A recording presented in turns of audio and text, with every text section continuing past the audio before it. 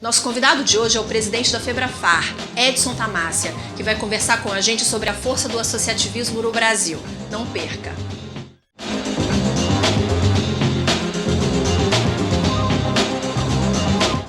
Olá, mais um programa do Ed Farmácia no ar e a nossa pauta hoje é a força do associativismo no Brasil. Mas antes, inscreva-se no nosso canal, dê o like, compartilhe, isso é super importante. E para falar sobre esse assunto, nós convidamos um especialista sobre isso, que é o Edson Tamassia, presidente da Febrafar. Edson, seja bem-vindo ao nosso programa, muito obrigada pela sua presença. Obrigado você, Viviane, obrigado pelo convite.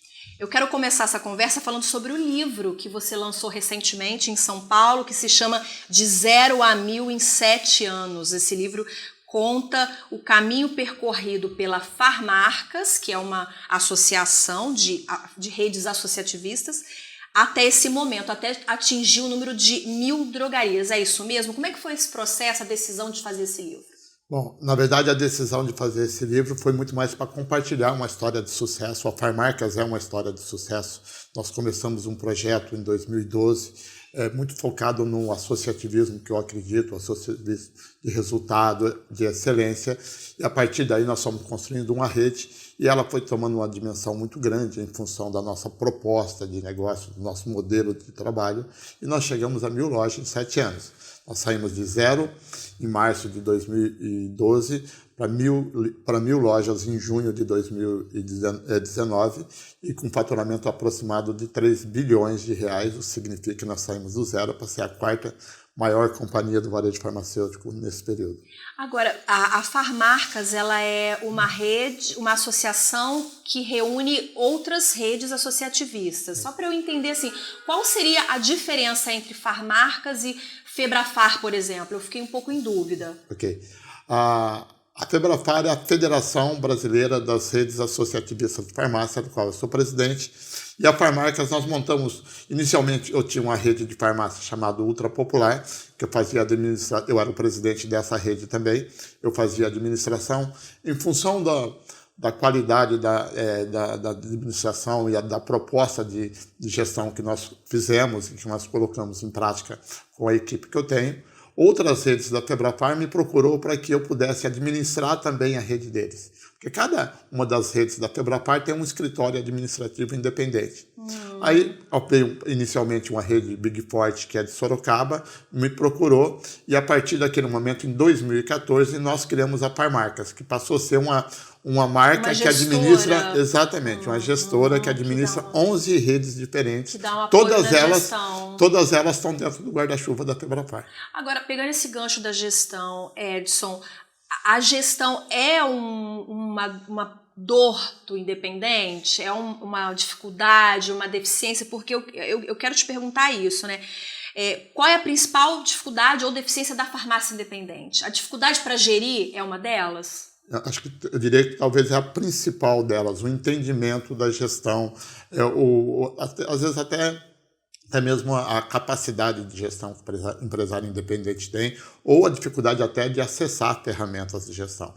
Não tenho nenhuma dúvida que esse é o principal desafio do mercado independente, melhorar a qualidade da gestão, porque o mercado está extremamente concorrido, o mercado está profissionalizado também. Profissionalizado, mas o mercado está realmente bastante exigente sobre o ponto de vista do resultado, porque você não constrói mais resultado com a facilidade que você construiu no passado. E quem não tiver gestão, muito dificilmente vai conseguir prosperar num mercado como esse. E o associativismo, ele tem mais de um modelo? O que eu quero perguntar assim, existe um modelo de associativismo com uma viabilidade econômica melhor do que outro para o independente ou são todos os modelos iguais? Olha, não deveria de ter, mas tem. Porque, na verdade, essa função da Febrafar, o que nós somos como entidade, como federação, nós somos provedores de soluções. Lá dentro da nossa empresa, nós temos várias ferramentas de gestão de indicadores, ferramentas de gestão da própria loja, nós temos sistema de compra, nós temos sistema de cartão de fidelidade e várias outras ferramentas que nós dispomos para as redes aplicarem nas suas afiliadas. Então, nós somos um provedor de solução para a central da rede e a central da rede faz essa replicação nas suas filiais ou nas suas associadas. E aí vai muito da gestão de cada um dessas redes, de cada um dos diretores dessas redes, o nível de energia que ele coloca para aplicar todas essas ferramentas nos seus associados. Então, você tem, por exemplo, aqui no Rio, nós temos 5 ou 6 redes associadas, cada uma utilizando as ferramentas num nível diferente. Alguns com mais exigência, outros com menos exigência, alguns simplesmente ignoram determinadas ferramentas, e daí advém as diferenças das associações. Não que elas não tenham as mesmas ferramentas, talvez os seus gestores não tenham as mesmas capacidades de implementação. Será que é por isso, então, que algumas redes decolam e outras não? Eu não tenho dúvida nenhuma. Acho que o grande desafio do associativismo, desses agrupamentos, seja associativismo, seja licenciamento de marca, é que os empresários tendem a se juntar sempre com a ideia de comprar melhor. De que se você junta a força do grupo, você vai ter uma condição comercial melhor na indústria, no distribuidor e assim por diante. Só que a compra dentro de um processo de administração de uma farmácia, ele não é mais do que 25% da energia que você tem que gastar. Porque você tem que pensar também no processo administrativo, você tem que comprar bem, mas você tem que administrar com eficiência, você tem que vender mais e você tem que se atualizar e aprender sempre no mercado. Se você não fizer esse conjunto de atividades, só a compra não resolve, e aí por isso você vê redes se destacando mais do que outras. E o mercado hoje em dia do associativismo, ele tem crescido mais que outros setores? Como é que está o desempenho dele? Bastante. Nós temos crescido bastante acima do mercado. Nos últimos 7 anos, 8 anos especificamente, as redes pertencentes à Febrafar crescem pelo menos 50% mais do que o restante do mercado, a média do mercado. Exatamente por causa dessa possibilidade que a gente desenvolveu de dar para o empresário independente, para uma farmácia lá isolada, a mesma capacidade de competitividade que tem uma grande rede, com gestão, com cartão fidelidade, com sistemas de compra. Então isso, quando bem aplicado, faz com que a farmácia cresça acima da média.